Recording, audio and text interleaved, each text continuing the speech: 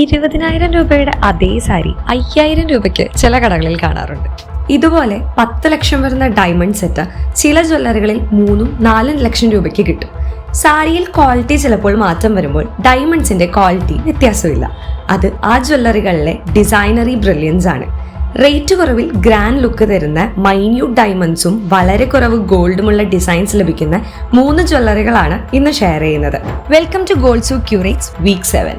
Kottarakkara Perepadans gold and diamonds ആണ് ഒരു destination. 2 ലക്ഷം രൂപ ബഡ്ജറ്റ് മുതൽ ബ്രൈഡ്സിന് ചൂസ് ചെയ്യാവുന്ന ഡിസൈൻസ് ഇവിടെ ഉണ്ടെന്ന് ഗോൾഡ് സൂക്ക് സെർച്ചിൽ കാണാം.